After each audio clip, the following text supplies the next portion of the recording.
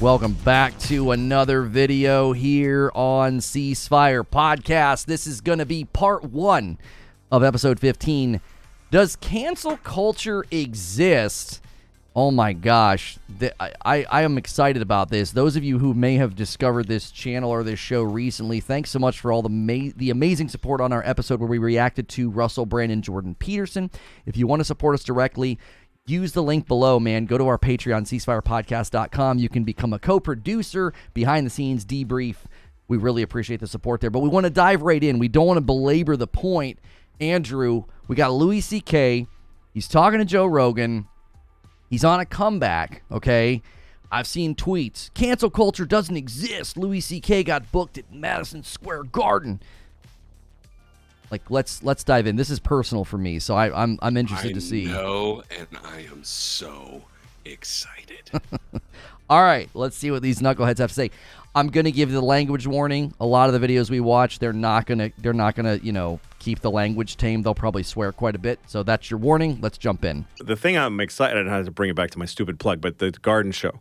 I used to do it. It was normal to do the garden for me before, which is not a good thing. Right. Like I remember Chris Rock saying to me once after a show at the Garden, he's like, "You like this is like a club for you where you try shit out now." Because I did it like 5 times in a week. I just take the subway, take the C train up, do the Garden, and leave. Like I don't party after just a show. Right. But that went away, and I hadn't been there for a while. But now to me, this one show, there's like this very exciting thought. Yeah. To just do one. And the set I've prepared for it is not a rock star set. It's pretty gritty. It's pretty. I mean, it all kills. It's similar to what I saw at the Creek. Yeah, last time. I've been working on it since, so there's a lot of new stuff. Yeah, but it's the idea of being surrounded by these 18,000 people in this elite arena and saying some of this stuff, but also knowing that I just wanted to say one thing. He did a talking funny bit where he sat down with Seinfeld and Chris Rock and Ricky Gervais.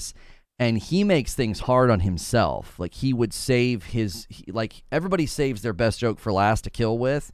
And he would start using his best jokes to open the show. So now he has to do better than his best joke. Like he has to rise to the occasion of his best material. So it's interesting to see his sort of coming back and like he's thinking of this show in this way. Because I know some of his process in comedy is very intentional. So I've crafted it. So it's not just reckless. You know what I mean? Right. I'm really excited about. 38 years in comedy, I don't get that excited, but I'm really excited. I'm excited about for it too. I love that you've made this return, and then you experienced a bunch of resistance, but now it's kind of gone. And yeah, just keep doing it. Just keep doing it. Yeah, and now you're doing shit that's really being recognized. Like you won a fucking Emmy. Yeah, I got a Grammy. I got a Grammy that I came back. Yeah, that it's was amazing. Nice. It's nice. And I think you won a Grammy for the special. It was very funny, but I think the next one was. I think Sorry was even better. Thank you, man. I really Thank do. You. Sorry was amazing. That got nominated for a Grammy, so we'll see what happens. I hope it wins. Yeah, we'll see. I'd love it if you won 2 years in a row. I want to see people get crazy. Like fucking whatever. bullshit. Whatever. God damn it. I loved it. I got so.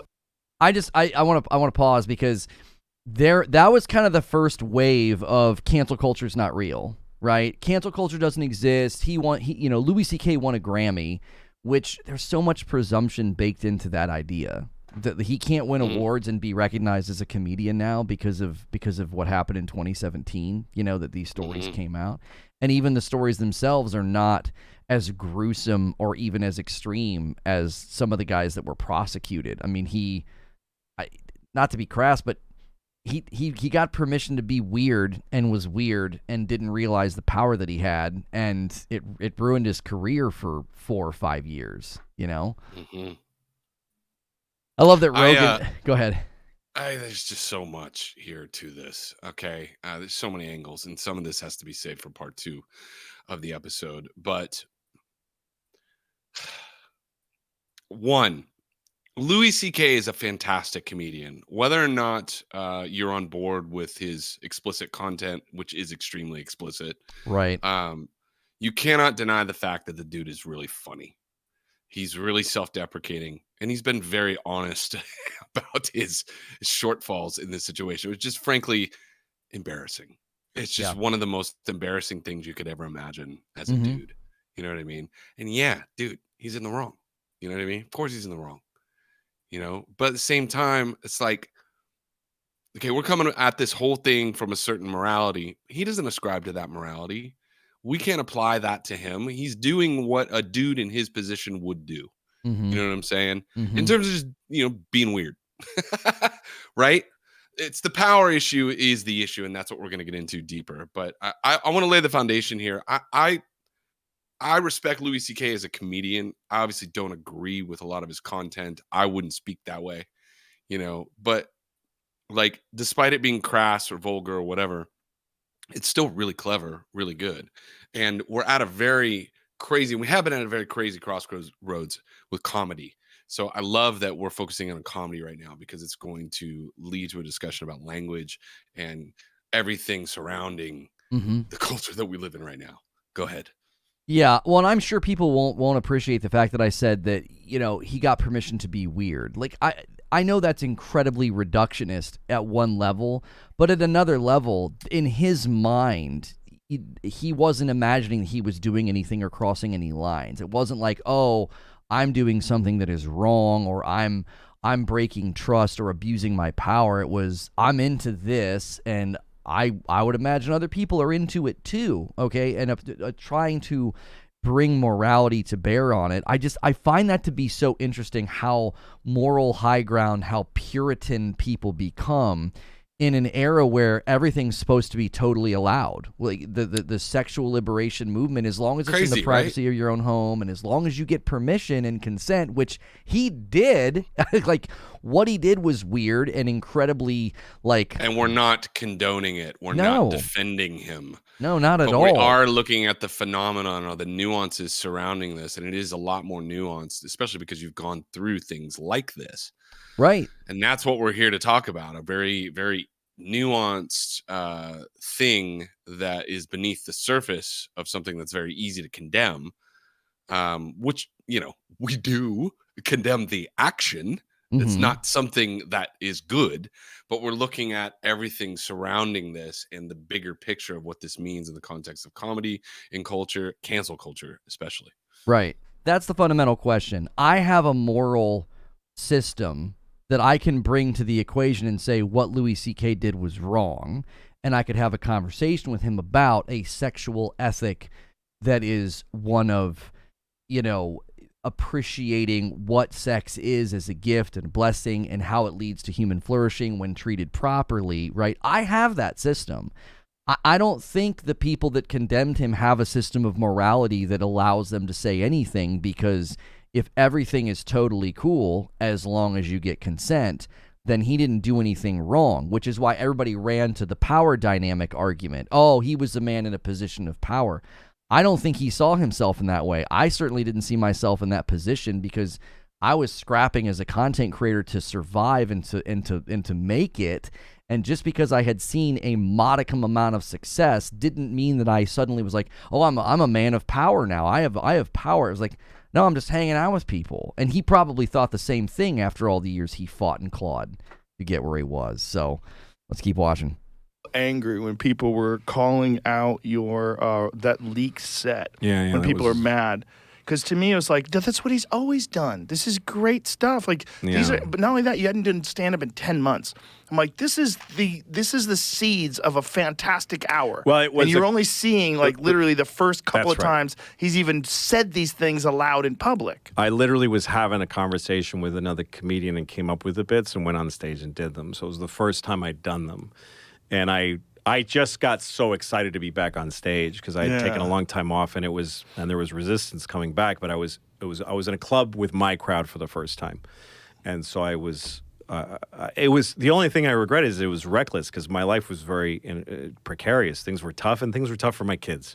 So that created a bigger, huge stink bomb than anything else that had even happened. The set did? Yeah, the set was really hard. So, I given how things were, I probably could have made jokes about a couple other things. I don't believe I did anything wrong. You did what you've always done. I do. I've always done this. The way it works is I say stuff that is the wrong thing to say. I hear the resistance to it, and then I work with it. And it takes a few shows for it to be a safe bit to do, but there's a few audiences.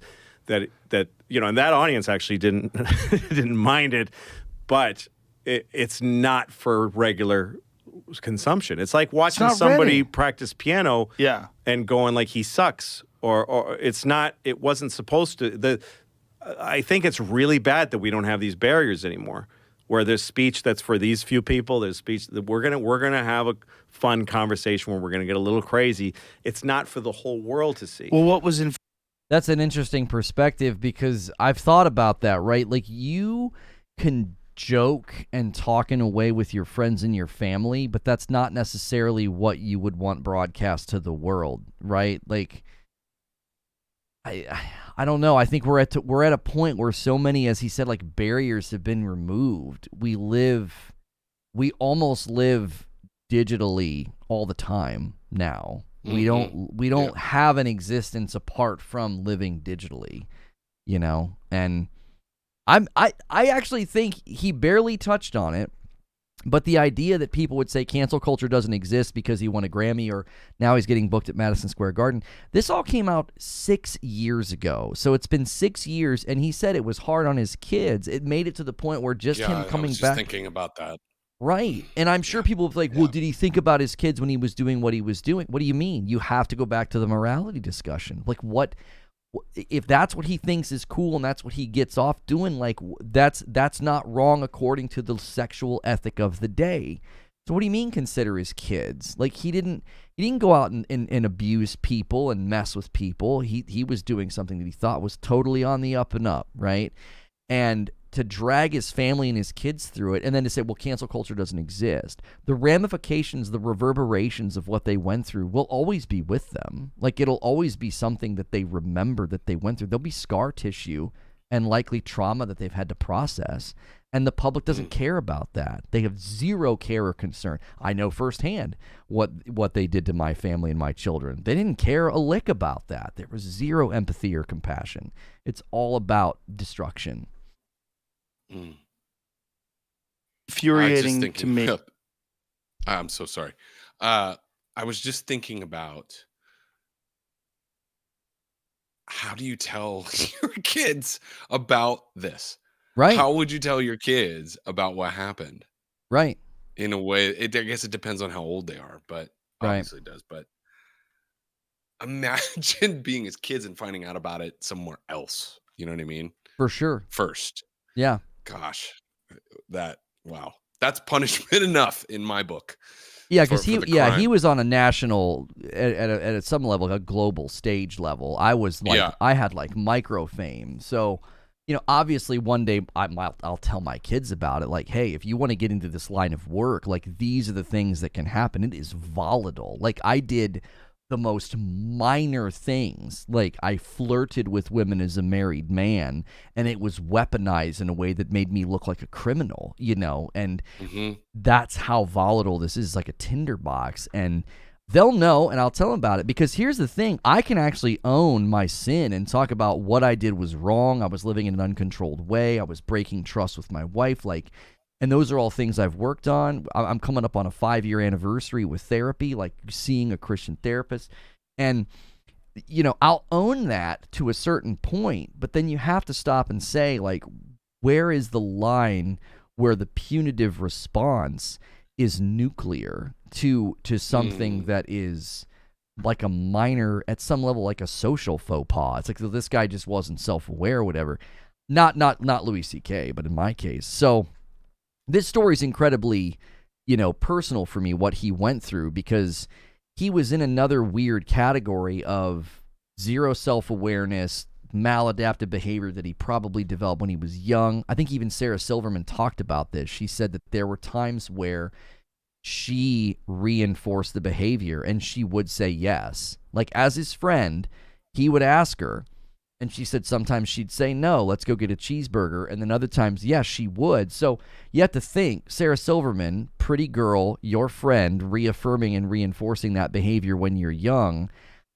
He had no schema for what he was doing to be, to being wrong. But we don't deal in nuance. We don't deal in empathy or understanding. We just deal in destruction. So I'm not sure how much left is in this, but I think it's just interesting hearing his process of trying to come back and how hard it was, just because his life, he said precarious. I mean, it probably felt like he was kind of walking on a high wire, you know? Was people that know that. They know what you're saying. Yeah. And they went after you.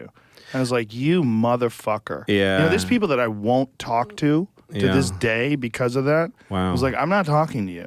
Like, unless you want to make some, like, big public apology, or you want to apologize to me and tell me why you did it and what real feelings of insecurity and jealousy. But Nobody can do that, though. Tim Dillon put a great post on his page about what's really going on. Yeah. He put a great post on his Instagram, and that's when I became friends with Tim Dillon. Right.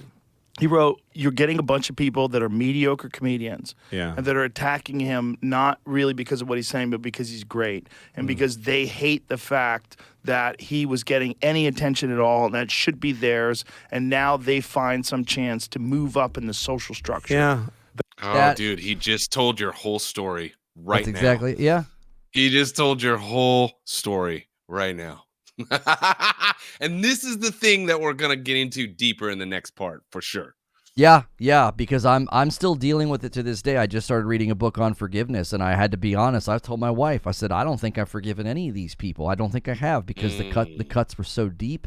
The damage is still there. Like we still haven't recovered. It's been 3 years, and I'm still in the red, right, as far as losses go and stabilization. And the fact that you go back and really psychoanalyze it, and it is, I think that's dead on the money. Jealousy is a disease. It really is, and it causes people to be so blind to their behavior. And it's not just your peers, right? In your industry, in my industry, in anyone else's. It's not just peers.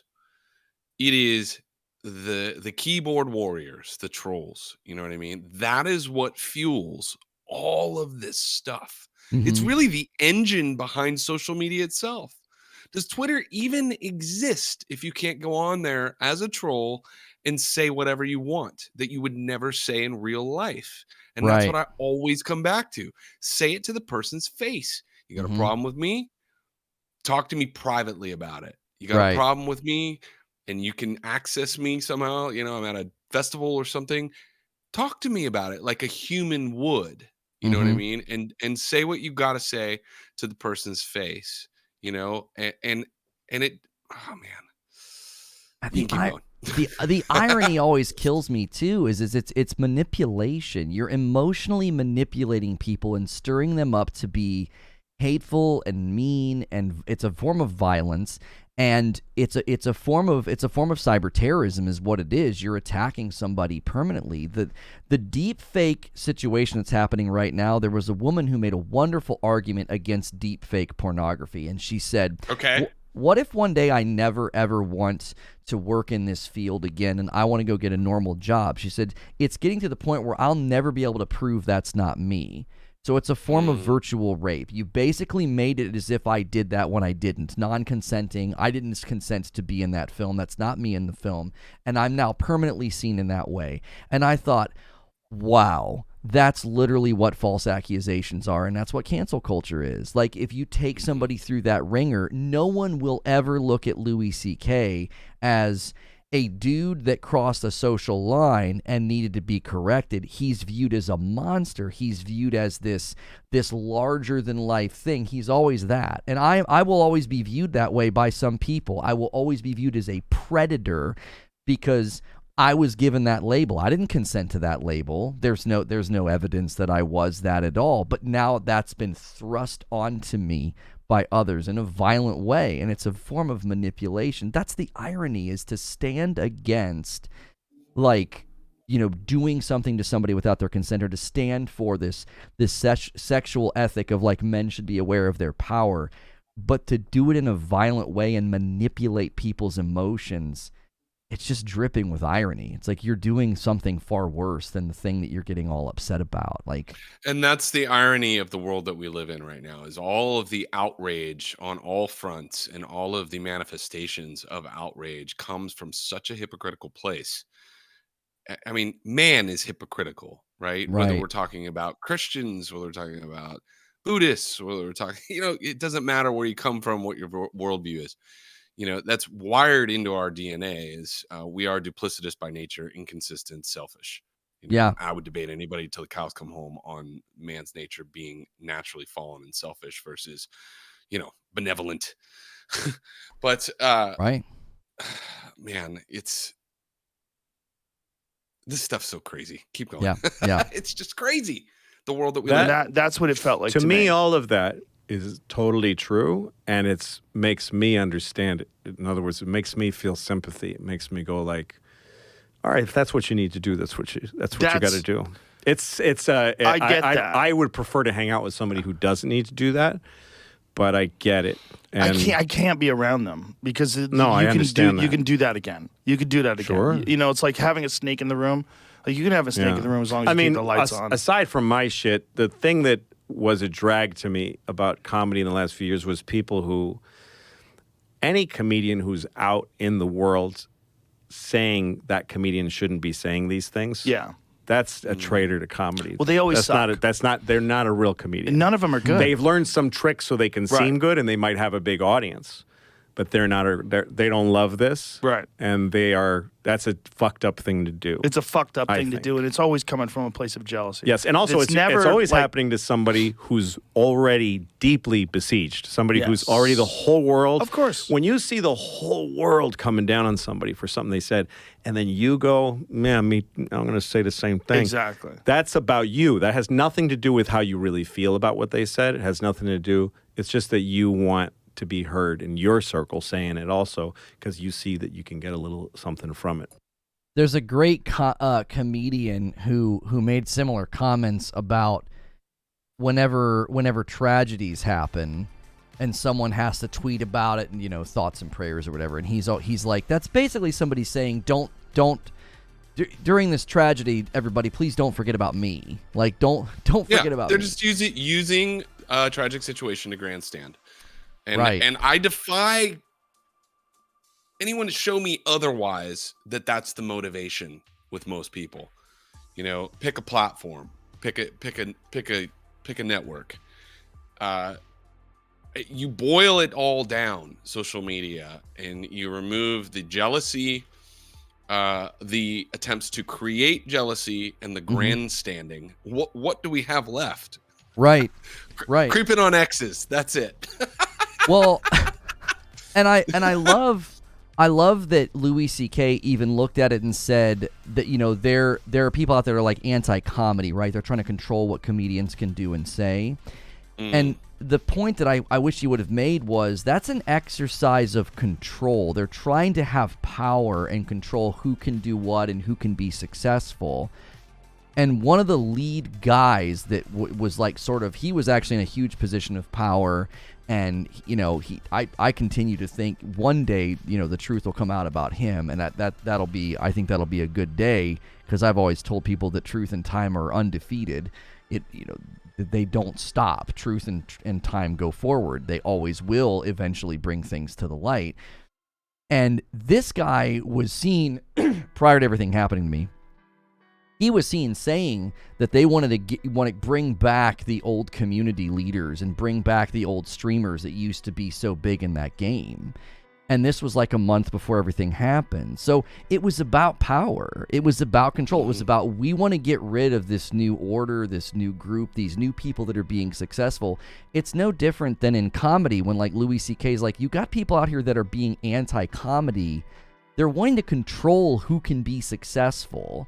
They're wanting to exercise power to say, no, that's bad, that shouldn't be out there, because they're threatened by it, I would think. Whether or not you think that the comedy's funny or appropriate, I think they're threatened by it. I think people were threatened by CK because he was on a massive meteoric rise.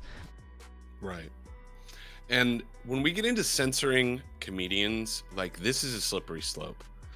Again, there are lines for individuals based upon their belief structure and morality that should be in place in terms of the type of media that you consume. So this has always been the argument with censorship. You saw this back when rap music was coming up, and the free speech debates over, what can be said, what cannot be said, what is what is considered, pornographic or offensive, and then we Right. ended up with the parental advisory sticker and all of the above. But societies that censor the arts, that is a slippery slope. Do we want to be China? That's the question.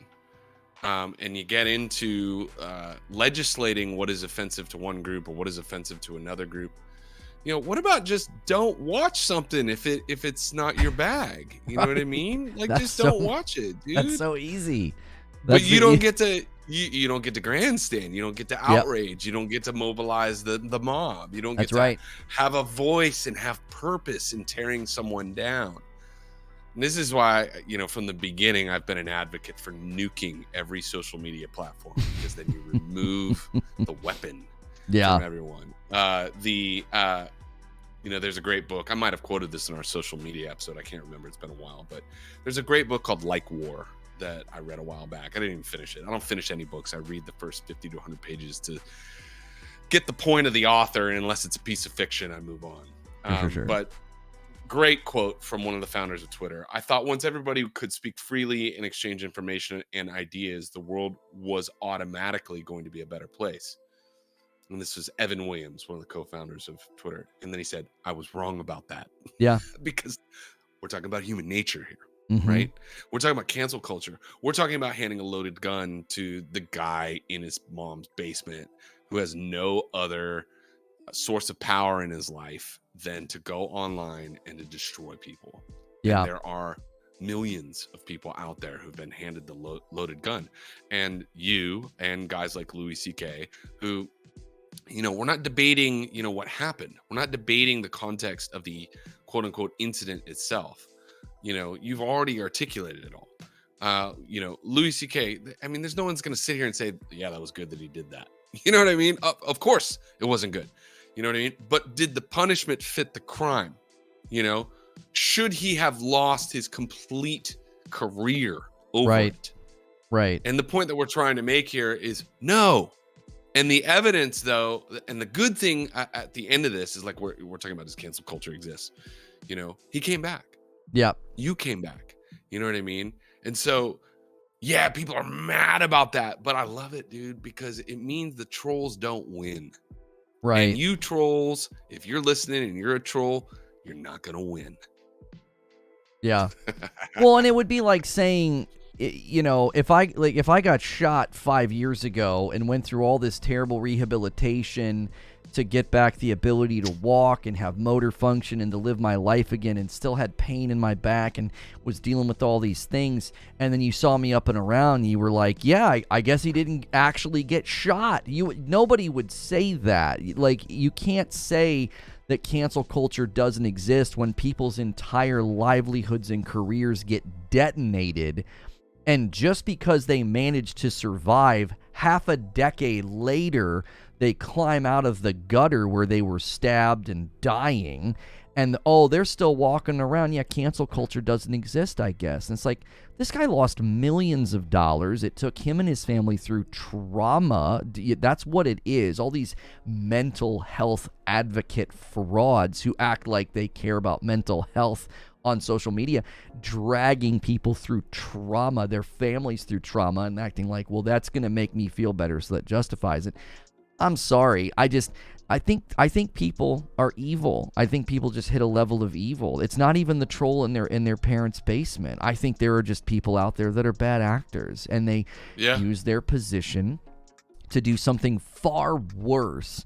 That's the terrible irony, is that they're using their power and their position to do something far worse than what Louis C.K. did or what I did. Like, they're the real villains in the story, convincing everybody they're on like a righteous crusade when they're not. They're literally just out there to destroy and control. And at the end of the day, I do think to ask the question, does cancel culture exist, and to try to use people still existing, still earning a living or making a comeback, if that's your evidence that cancel culture doesn't exist, then your definition of cancel culture is so narrow. I guess it's only true if people like what? Jump off a bridge and that, oh yeah, we got that guy. He's gone for good. Like, or is he just supposed to be a barista for the rest of his life? Like, I guess as long as Louis C.K. doesn't come back and do comedy, like what if he became some tycoon in real estate and was making seven figures?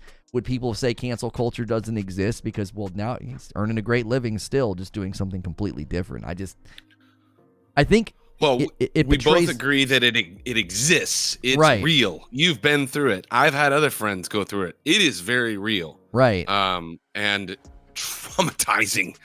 But I mean, I just feel compelled to speak to anyone that would participate in this phenomenon and say, you're wrong. You're wrong. Yeah. And you're not going to win. You're not going to win.